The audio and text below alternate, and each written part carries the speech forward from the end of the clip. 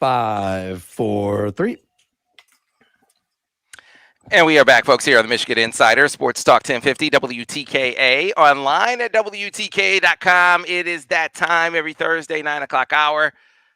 Fellas from MGoBlog, come on for the MGoBlog Roundtable. They are with us again today, starting off with the HD version. This is like, what is it, HDR? What's like this? This is the 4K version 4K, of Brian Cook. How you doing, Brian? Good. I got a new computer, so that's why this looks better. Of course, Craig Ross is back with us as well. Craig, good morning. Morning. Trying to be as incoherent as usual. And Seth Fisher is with us as well. Seth, good morning. Brian, I don't even have to come and do the podcast live anymore. You look so good that we could just do all of our stuff online. Yeah, it does look good. Thanks, guys. So listen, I know, guys, the last few weeks in a row, I started off the show. It's like, man, I hate that it's another NIL topic, guys. I'm going to do my best that we move to move away from NIL and do something different. So don't blame me for this. Don't blame me for this. I really tried. Blame Nick Saban. This is Nick Saban's fault. But Nick Saban just did exactly what I said was on the horizon. I didn't think it would be Nick Saban would be the one doing it. But you guys might recall talking about with Phil Martelli. He was saying, hey, the camaraderie and the brotherhood is going away. And I said, hey, this is actually kind of a good thing because coaches are going to start calling one another out.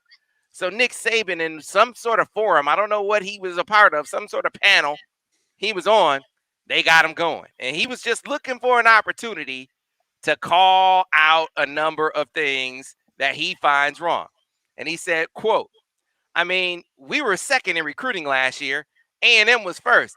A&M bought every player on their team, made a deal for name, image, and likeness. We didn't buy one player. but I don't know if we're going to be able to sustain that in the future because more and more people are doing it. It's tough. Guys, now this is self-serving to call A&M out, right? But this is what I'm talking about. This is coaches or a coach calling out another coach. And I think we're going to see more and more of this. And I don't think that's a bad thing.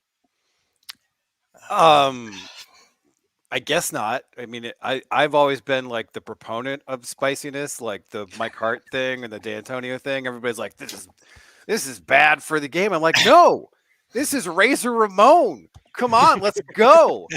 So like, I like it when it's spicy, but what is Nick Saban like? Does he seriously think that nobody on Alabama's team got a red cent? Like, it's legal now, Nick. You can just tell people what you're doing now and just be like, yeah, we got a real good NIL program. But no, he's like, no, we didn't. Maybe he believes it. Maybe he believes that Nick Saban is just the most charming guy in the universe. Maybe he's like, Miss Terry. I mean, it's a great point. It's a great point. I mean, the entitlement. It's just his first line. I mean, we were second in recruiting. Like they're supposed to be first. Like it's a problem when we are first in recruiting. Someone must be cheating. Clearly, like I said, it's self-serving, Craig. I get it. Yeah. He's not the best messenger for on this or any other topic for that matter. I mean, but he didn't stop calling out. That was a self-serving call out. It wasn't self-serving to call out Deion Sanders. And so that he left that one and he started talking about Jackson State. He said, hell, read about it in the paper. I mean, Jackson State paid a guy $1 million last year. That was a really good Division I player to come to the school. It was in the paper and they bragged about it. Nobody did anything about it. I mean, these guys in Miami that are going to play basketball there for $400,000, it's in the newspaper. The guy tells you how he's doing it. So he went and made call-outs that had no benefit to Alabama. Well, he's telling the truth. And I mean, that's the sort of interesting thing. I mean, he's in a sort of strange way for Saban to be calling people out.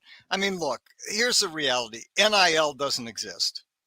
NIL is just a name that's being slapped onto paying players.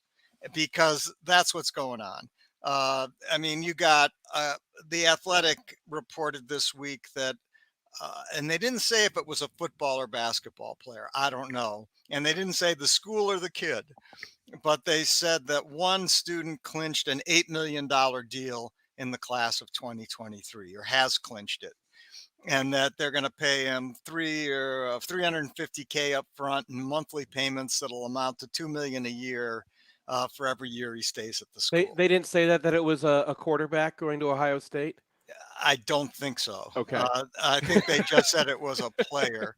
Okay. But they didn't specify which player or which school called Ohio State. Right. And obviously, right, it might have been. But obviously, the payer of these particular monies is not getting their money's worth in the marketplace in the ordinary sense. All that's going on is somebody at this school or some consortium of interest in this school is paying such a kid. And I saw that University of Florida for next year has pieced together $5 million. And University of Tennessee announced they're trying to raise $25 million for next year to be able to pay players. This isn't NIL. This is just paying guys, and that's okay. That's where we're at. And so Saban is, tilting at windmills or maybe gin mills at this point is what's going on. I mean, Saban, he's got some perspective because he's been around the game a long time. Like, he remembers he was coaching back when Plaxico Burress went to Michigan State just for the education, right? Like, so he knows he knows how it's supposed to work. But he reminds, he's like the communists in Russia when communism fell, and all of a sudden, like, all these mobsters were starting to get a hold of things, and you're like, this is not fair that they can go and just, grab control out of this thing. That's not right. I mean, he's a guy who benefited the most out of the old system. The old system was broken and corrupt and in place for a long time, and he benefited from it perfectly. He had this whole setup going. And whenever you shake things up like this, that's why he's mad at Deion Sanders, because if anyone can go and if anyone can go and buy a player, then like a division, that's a player that Alabama would normally get, right? That's why they're so mad about it. State. Yeah, he was committed to Florida State. I was he was flipped on signing day, and everybody was like, "What is going on?" So this is the thing that Nick Saban does, though, right? Like 10 years ago, he was like, "The spread offense. Is this what we want football to be?" And then he went out and got a spread offense because that's what he needed to do. So he's going to complain about it, and then he's going to go back into the lab and be like, "So how do we dominate this as well?" So I'm not going to shed a tear for Alabama anytime soon. So I think they'll be fine. I mean, they did finish number 2 in recruiting without offering anyone a dime. So what do you think is going to happen once they start paying people? Yeah, exactly. So, I mean, and with Saban, wasn't he the big complainer about Harbaugh and his outreach camps? Yeah. He was one. He wasn't the big Freeze, one. I think it was Hugh right? Freeze. Yeah, it was Hugh Freeze. Right. Hugh Freeze just wanted to spend time with his family. That was Hugh Freeze. That was definitely Hugh Freeze. Hey, but listen. It is going to be the case. Like, if you call someone else out, they're going to call you out. If there's ever going to be any accountability in this profession, I think it's going to be coaches holding one another accountable. And if you call someone out, A, you need to have receipts. That's number one. I didn't see any receipts from Nick Saban. B, you got to be prepared for them to find any skeletons in your closet. So what is Deion going to say about Nick Saban? I mean, I don't know if they're going to be doing too many more Aflac commercials together. I thought they were boys. And I think Deion thought so too, because Deion came back. And he said, "You best believe I will address the lie that Coach Saban told tomorrow. I was awakened by my son, Shedeur Sanders, who sent me the article that we paid Travis Hunter $1 million to play at Jackson State. We as a people don't have to pay our people to play with our people." He is going to have some fire for Nick Saban I'm just wondering what it's going to be and when he's going to do it. I'm hitting refresh, and I'm not seeing anything, Ira. Still nothing from Deion yet. And it's 9 o'clock. It's 9:21 Eastern time. When is Deion going to come with the fire? Deion doesn't wake up before 11 a.m. Come on. He's Deion Sanders. His Right. his thing last night was that his son came and woke him up because it was because he saw the thing from Saban. He was like, "I just heard this. And my boy just woke me up for this." So we've been waiting since like 8 o'clock or something for this. I mean, why is it bad that guy went to Jackson State? I think it's interesting. It's not bad. It's good. I mean, It's bad. No, it's good for football. It's bad if you are someone who's benefiting from the old system. The old system made sure you had to go to an Alabama or Georgia, or whatever, to get paid the maximum amount. We understand why Nick Saban is a little cheesed off because he's got to adapt again, but he's gonna do it, and it's fine. Like, I mean, it's just what he does. Yeah, man, these coaches, man. I like that there's going to be some. I was telling Ira, I ran into a Texas A&M assistant yesterday on the road. I was going through St. Louis, and he said, "Who you here to see?" And I was telling him the players. He's like, "Yeah, man, give me some intel on that guy." And he said, "We need help. We need some help with info on these players." I said, "Man, you guys don't need any help."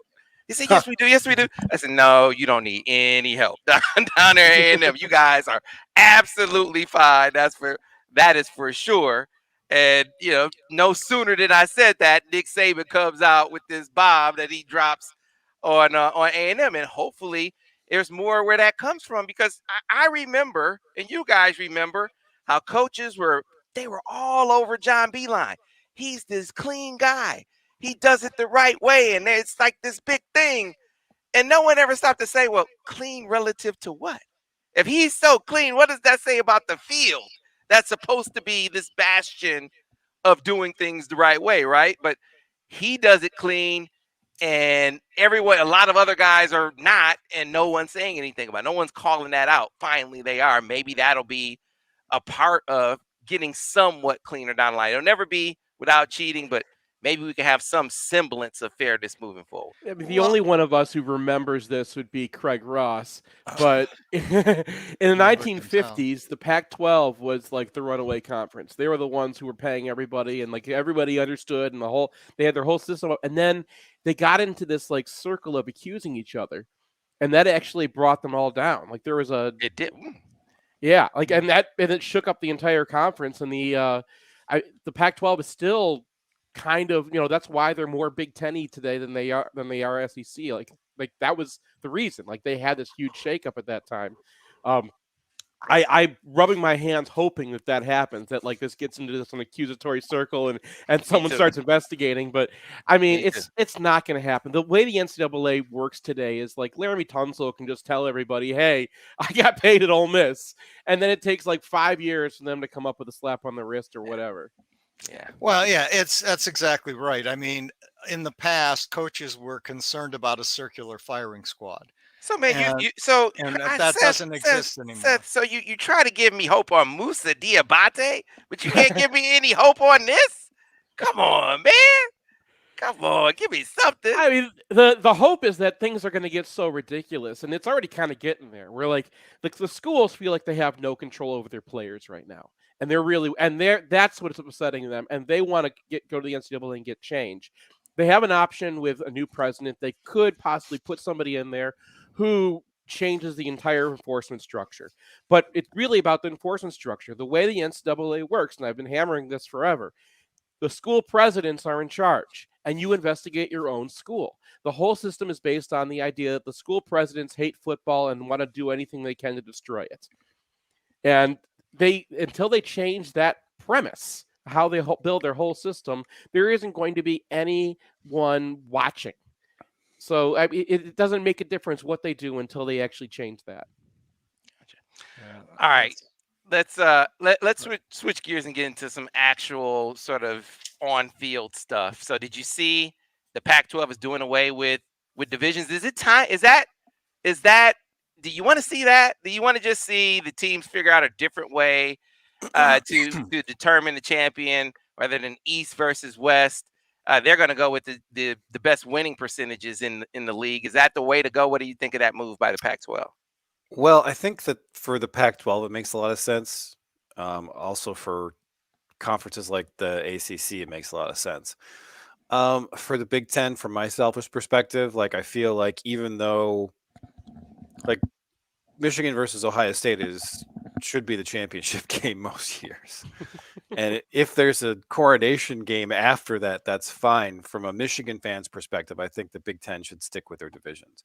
And maybe they should throw Penn State in the other division, just do away with the geography, basically. But I don't like the idea of like, all right, well, Michigan played Ohio State in the last game of the year, and they're still the two highest ranked teams, so they're still going to play in the conference championship game the next week. That just sort of invalidates the whole concept of the game and Michigan and Ohio State football in general. So for me personally, that's not something that I would like to see. Well, the problem with the Big Ten, though, particularly in football, is it isn't really a conference from my point of view, because you got 14 teams and you play 9, and so 4 teams aren't being played every year, and I don't like it. I say get rid of a few teams, get rid of Michigan State. We don't need them in the conference.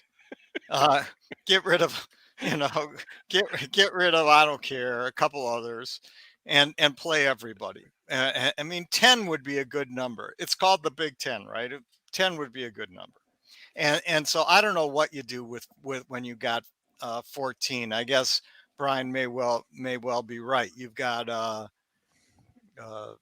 almost no choice but to run 2 17 conferences. I don't know what the alternative is. I have the alternative. Here's the answer. Good. It's called a showcase. Okay. Mm-hmm. And all you do is you can keep the divisions. The division crown is just a trophy. Okay. It doesn't get you into the game. All it is like a cool thing to win. Because the divisions, even though, we can work on them and improve them a little bit, but the idea is to play these rivalries every year, right? We want to play Ohio State every year. We should play Michigan State every year. We should not have rematches. Rematches in general are terrible. And the whole idea of Michigan playing Ohio State, I agree with Brian. You are supposed to play that game, and then you are supposed to just rub the score in the other team's face for a year. That is how that works. You do not change that, okay? What they can do is just keep the division system, right? And then have a showcase game at the end of the season where you start with the 2 best teams that did not play each other. And that's important. The ones who did not play each other from each division, the 2 best play each other. That's going to get you, that's going to answer almost any questions you have about who the real champion is. And then you go down the whole roster and play the best games that were not played. Okay, one of those divisions was going to have a game. This is how they set the schedule up now. One of those divisions was going to have 5 home games. One of them was going to have 4 home games already. So you already know who's going to have the home game for that last game. It's just the team that you just don't know who the team they're playing is. That solves the other problem, which is their scheduling. They don't want to have to schedule within a week. Well, this way, at the end of the season, Iowa's going to be hosting the showcase game, right? And you just don't know who their opponent is until you see how it works out. I've run through this already for 10 seasons, and I'm writing an article on this. I've already gone through 10 historical Big Ten seasons. Every single time, it gives you really good games, and it answers who the Big Ten champion is. Because the Big Ten champion in the end is just whoever has the best record. And every single time it's going to do that. That's the system. I mean, Brian's looking puzzled. Well, I mean, I'm trying to get my head around it. Me too. I don't hate it. Like, it's weird, but it's an extra football game. The logistical issues seem to be reasonable. The only thing that I'm a little skeptical of is that it does really produce a true champion. But I mean, I'm the guy who's like, we should do the Scottish Premier League system in basketball. So I can't hate on that. That's like right up my alley. I don't know what the Scottish Premier League system is. I'll tell you.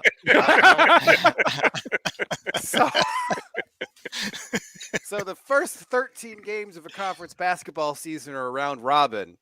And then you split the conference into 2 halves, and they've played each other. So the top 7 teams play another 6 games against the top of the league, and the bottom 7 teams play against each other. That's a 19-game conference schedule with all the best games.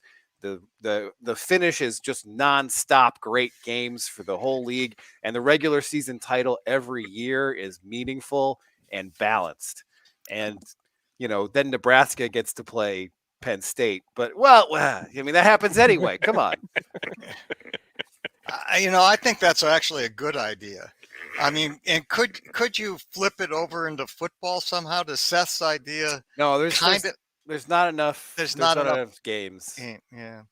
Yeah, one of the things that people forget about football, and this is why I take into consideration with the showcase system, and why actually I wanted to keep divisions in the end because of it, is that football, it's really important to know in advance where the game is going to be.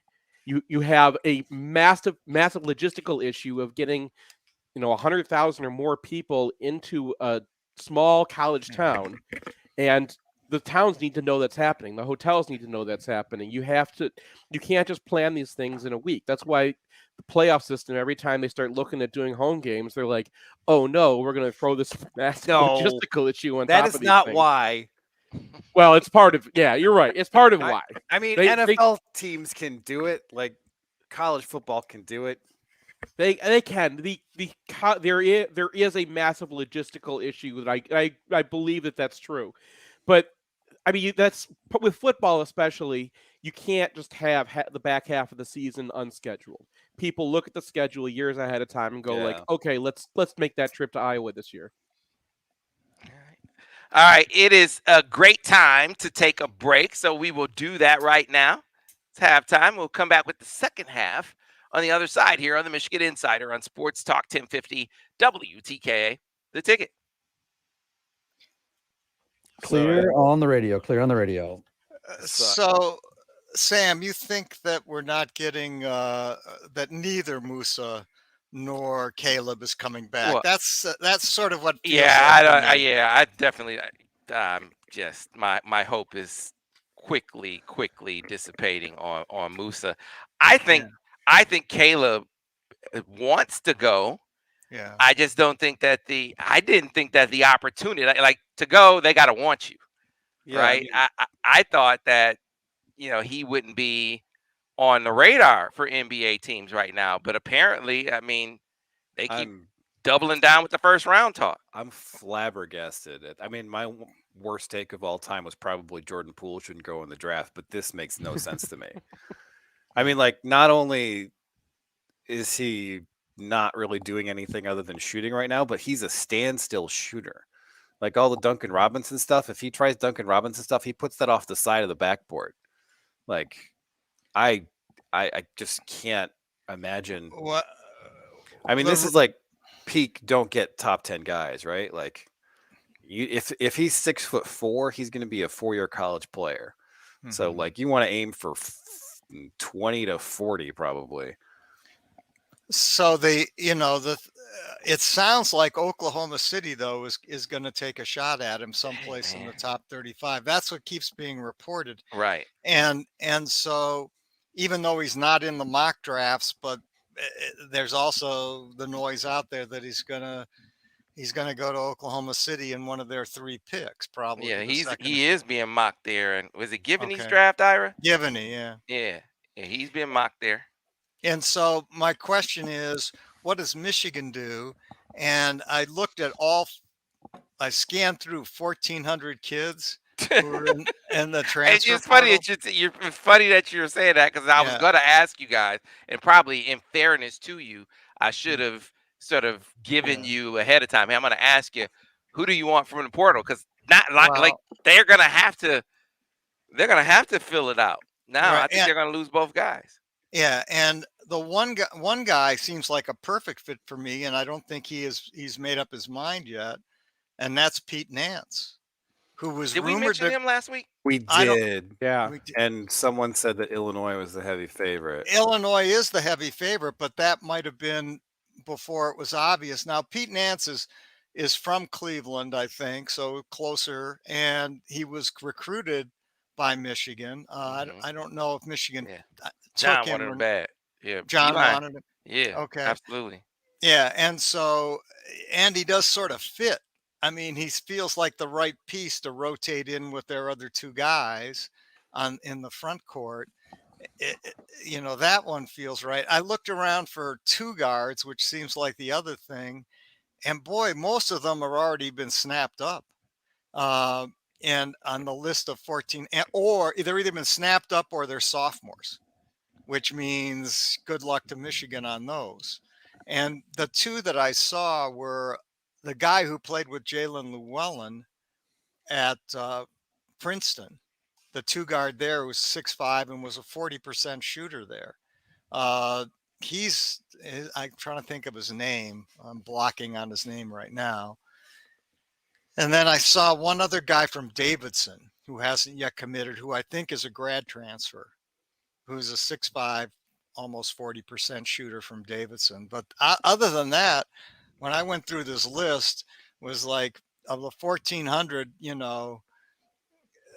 900 were already committed, 300 you wouldn't want, and then the rest were sophomores or not, or were like centers. Back at about 30. Things that you couldn't see Michigan doing. So I don't know what's going to go on, and there's no noise at all in terms of. Well, these things tend to develop very quickly out of nowhere.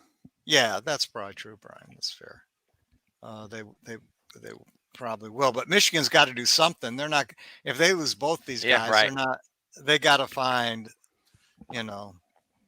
Well, I mean, so you have two guys at center. That's fine. You can play. And by guys, I'll count you back in. Yeah. Okay. Hey, Ira, is it just Larry's RV left?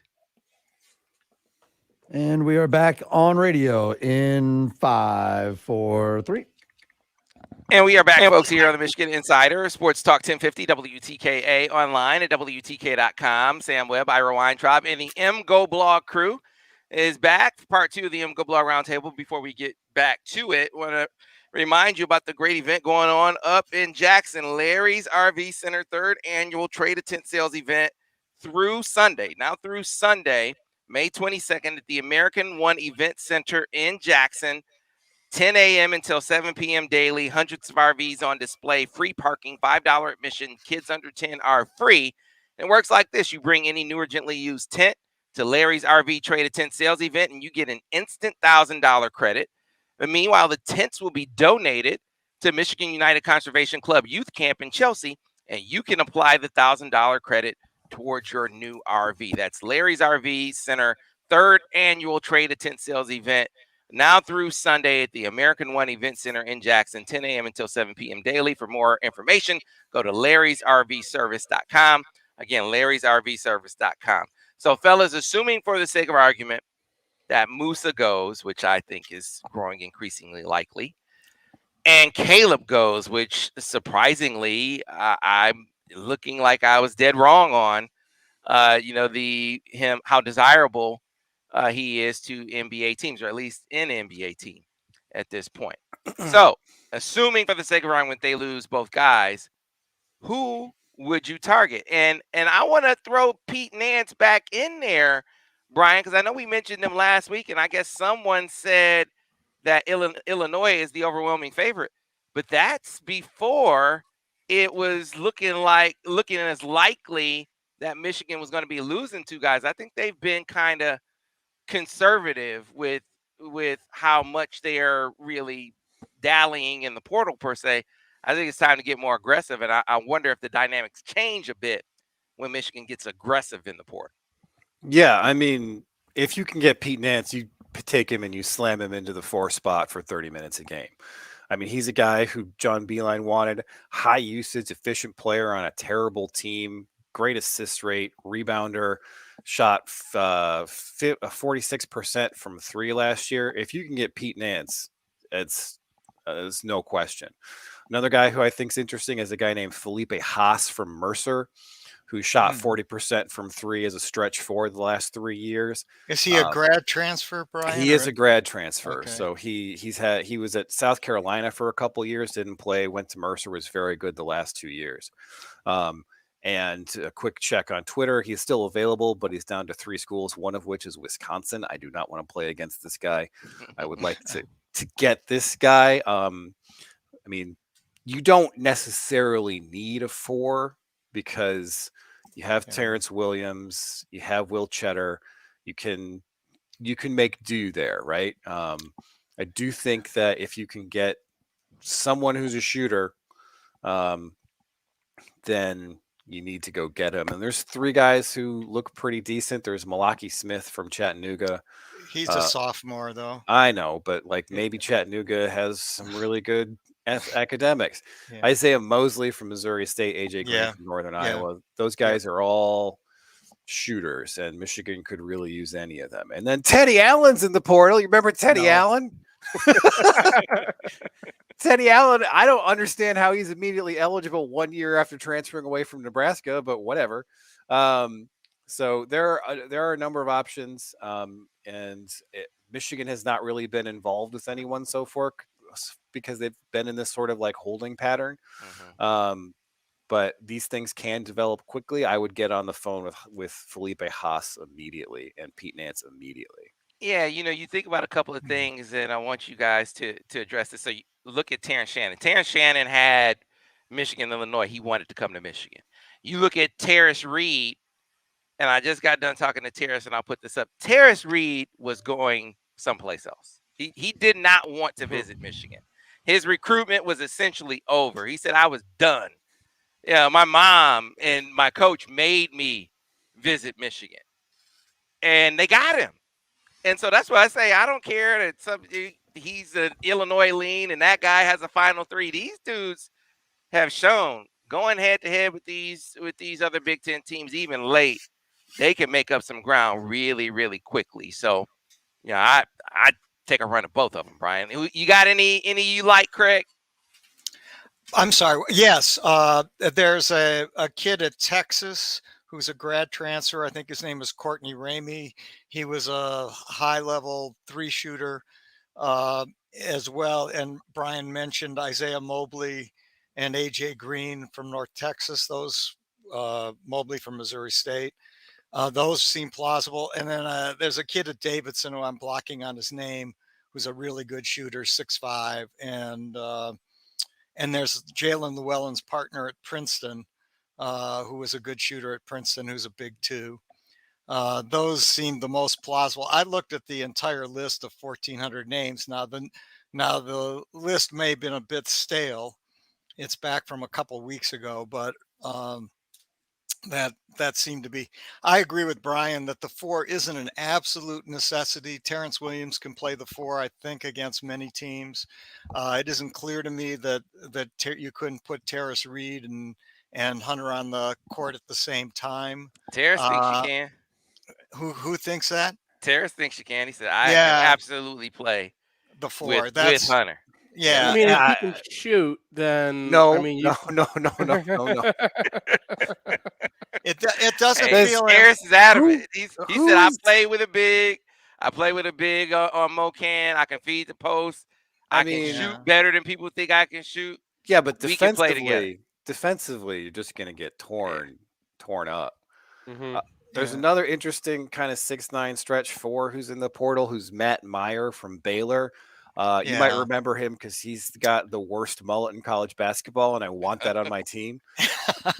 So, I mean, best mullet. I don't mean worst. I mean, it's always kind of the same. It's the best and the worst. In the 80s, worst actually was a good word. So I think you're on brand there. So he's got. I mean, there's still a number of options in the portal, and I think Michigan is going to be on the phone today. Because we all saw Moose's stats from the NBA Combine, which were basically what everybody expected, except turned up 2 notches. So, I mean, someone's going to take a flyer on him in the late first round at the latest, because that kind of ability just doesn't roll around very often. Yeah, I think that Sam agrees with that. I think that's what we were saying before, and I definitely agree with that. But I think they're both probably gone from the information that we have right now, which means Michigan really does need to piece something. Well, I mean, so you want an 8-man rotation. So you got the 2 guys at center. You have Terrence Williams. You have Jet Howard. Mm-hmm. You have Llewellyn. You have Buffkin. You have, and then like maybe you're going to get something from Cheddar this year. Maybe you're going to get something from Barnes this year. Yeah. So I feel like I don't it's know. not. I didn't get that Barnes vibe from Phil. Well, no, but Yeah. Although I you didn't get never that at know all. that we've had coaches come on your show before and been like, this guy just doesn't. Levert Hill doesn't even know what he's doing out there. Like you never. I don't know. Phil is a kind of a he's kind of a what you see is what you get. He said that he's made quite. Well, I won't even. Yeah. He just gave us a Yeah. really candid assessment. Gave us a really Yeah. candid And assessment, that's what Barnes so. was. Barnes was like, okay, we got to teach this guy how to play basketball. And then yeah, we'll see I what we mean, got. but like his role on offense can be stand in a corner and shoot. He just needs to be able to play defense reasonably well, and that's probably the hang up. Well, it wasn't seen to be what Phil said. What Phil seemed to say was his basketball IQ has a way to go. Yeah, that's what. And what does You that mean? know. That means he can't play defense, right? Like, Yeah, probably. Yeah, probably. Yeah. And so I don't know. The problem, Brian, from my point of view is, if you look at who they have with the 11 guys, sure, you can run an 8-man rotation. Heck, for me, you can run a 6-man rotation, and I'm stop happy it! as a clam. Don't stop saying that. But here's the problem. You got 3 guards on the team, and one guy gets hurt. I don't know what you do then. Because now you've got, you really have a problem. And so they, right now, to me, it seems like they gotta come up with somebody who can play in the backcourt. They So need these questions that we're raising, it makes it all the more confusing. Ira brought up something earlier this week so who was it? Was it Lunardi that projected Michigan to win the Big Ten? Ira? Yeah, Lunardi in his very, very early bracketology had Michigan as a 4 seed, but next to it had the little AQ, meaning he picked Michigan to win the Big Ten. Yeah, but that Lunardi was assuming that they had Musa back and Caleb back. I'm pretty sure that was his assumption. I think at the beginning of his piece. Yeah, people were not assuming that these guys would stay in the draft, and because they weren't really on mock drafts, but apparently the NBA disagrees. So, right. What are you guys surprised that Christie is staying in the draft for Michigan State? I mean, yes and no. Like, does it make sense for Christie to get away from Tom Izzo before he can crush his draft stock any further? Yes. Heated. But has that mattered ever at Michigan State? No. That man, Tom Izzo, has a basement full of grandmothers who he won't let out until you come back to school. And Max Christie's poor grandmother is never getting out of that basement, but it's worth it. Fly, my friend. Basketball. So sick of coaching the way I got to coach and practice the way I got to practice. There was actually some buzz coming from up there that they were starting to think that he was, when he first, sort of said he was testing the waters, they were convinced he was going. And then they started to just get a little bit of confidence that he was coming back. Then boom, he was out the door. So same thing happened with Jaren Jackson. Remember, they were like, there was like a week where they were certain he was coming back. And then is he on any mocks? Max Christie on any mocks as a first rounder? Yeah, he's on some as a late first rounder. So wow. Yeah. Well, I mean, if Cable Houston's a late first rounder, what is happening to the talent in the NBA? Just picking random dudes who had like a decent freshman season. Max Christie's O rating this year was under 100. He shot 43-32 from the floor. Like, yikes. How is that guy going in the first round? Aren't there any Europeans out there? Surely there's some 6'9" Serbian guy who did better than that. Well, I think part of the deal with Christie, because there have been rumors that there were issues between Christie's family and Izzo. And I think part of that, locking up grandma in the basement will do that. I don't really give a damn. And so I don't know how true those rumors were, but they were pretty loud. that This is big time athletics. that there were some problems there. So maybe he's just decided I'm going to the NBA. And after all, look at Jordan Poole. How NBA ready did Jordan Poole look like when he went out? In and fairness, what does had he Jordan look like Poole come now? back and played basketball at Michigan one more year, he'd still be the same player he is in the NBA. Yeah. Well, I mean, Jordan Poole looked a hell of a lot more ready than He sure Caleb did. Houston He sure or did. Max Christie. Yes, Yeah.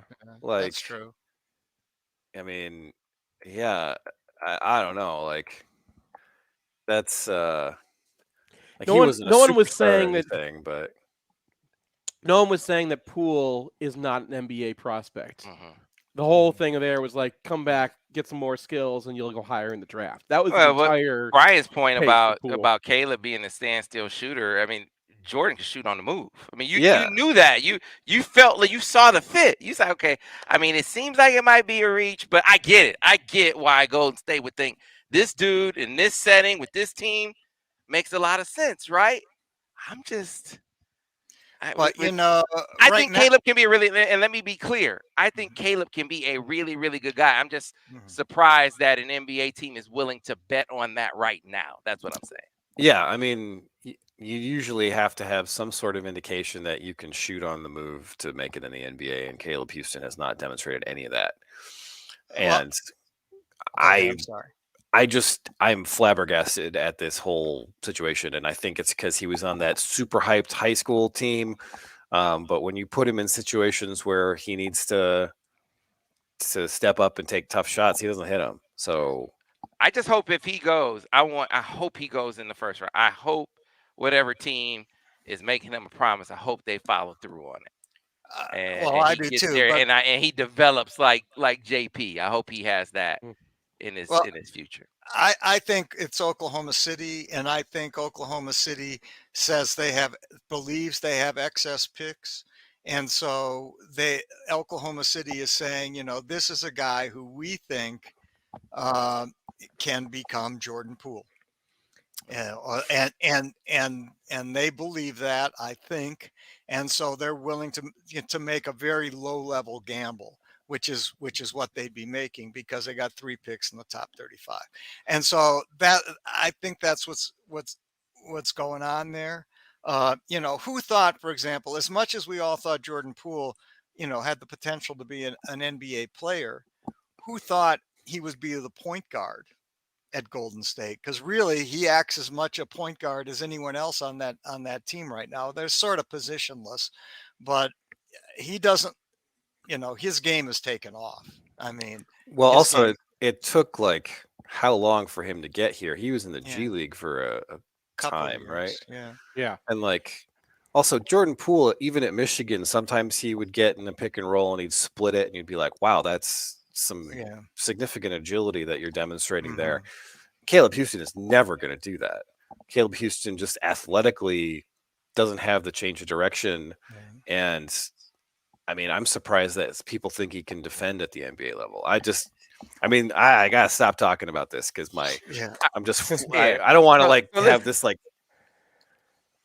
So selfish question for you guys. All right. Yeah. So Jaden Ivey, Keegan Murray, Shaden Sharp, who obviously didn't play for Kentucky last year. Yeah. AJ Griffin. If you had to pick from those 4 players, who would you pick? For the Pistons, you mean? Yeah, of course I'm talking about the Pistons. Yeah. Who would you pick if you had those 4 players on the board?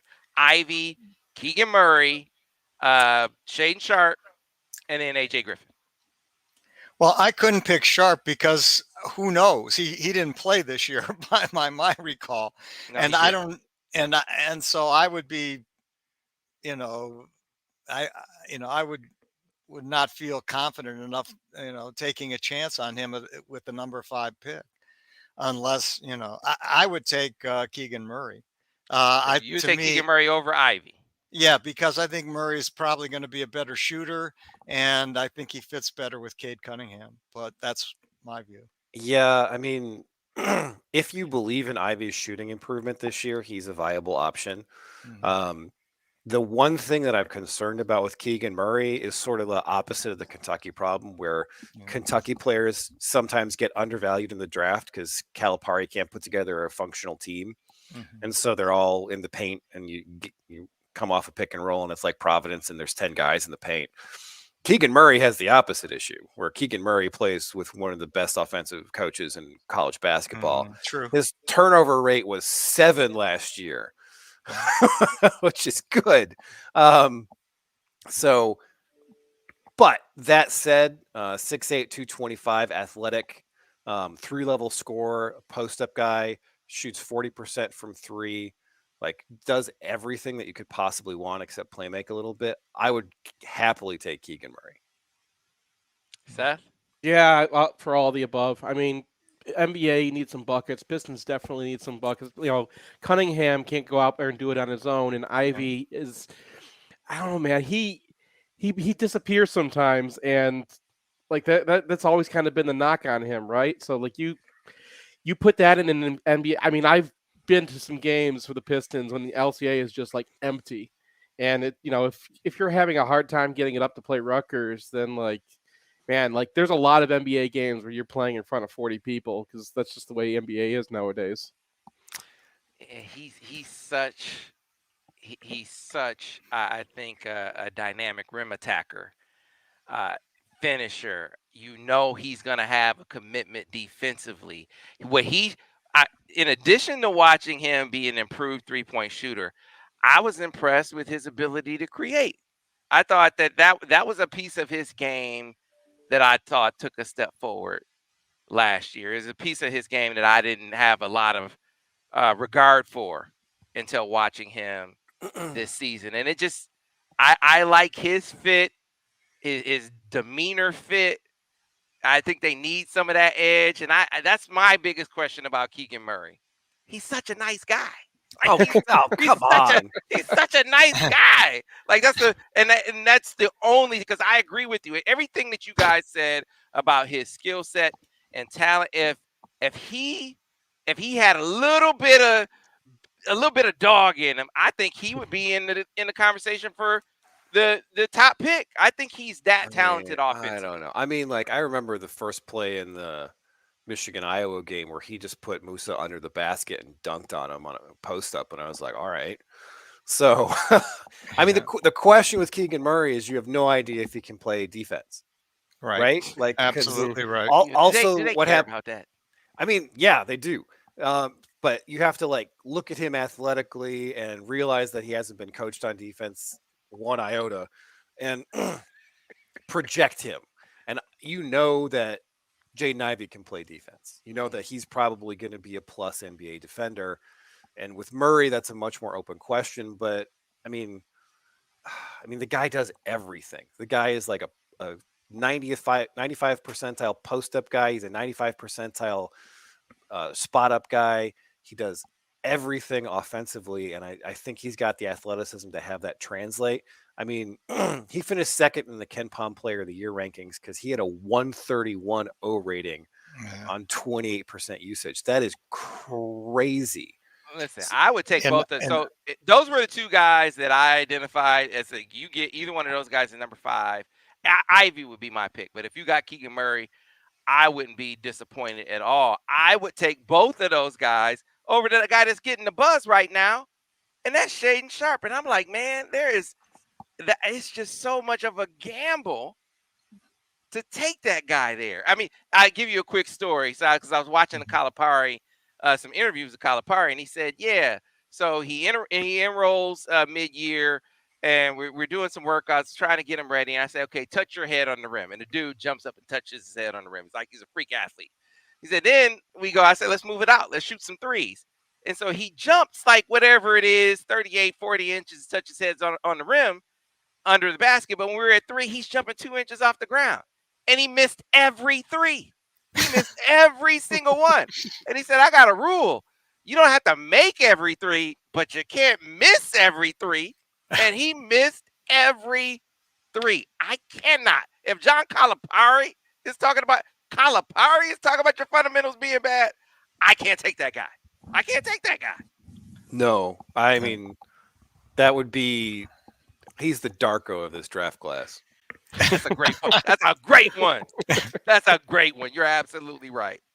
Like, 100%. yeah, it looks like he's got all the potential in the world, but I mean, you have no idea.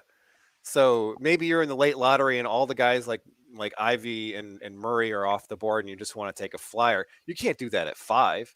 That's No, crazy. No, that's 100% right. I mean, and they got to take Ivy or Keegan, and Yeah. that's Call it a day. yeah. Call it a day. And they should send us money. That You're was right. a question on Brian's board this week. How much do we make? The Pistons Yeah. should send us money. Someone suggested Sam share his shoes because Sam gets all Yeah. the good shoes. All right, guys. We got to get out of here. We'll be back. Ira and I will be back tomorrow. The MGoBlog Roundtable will be back next week. Until then, thanks a lot for listening to the Michigan Insider on Sports Talk 1050 WTK The Ticket, the official voice of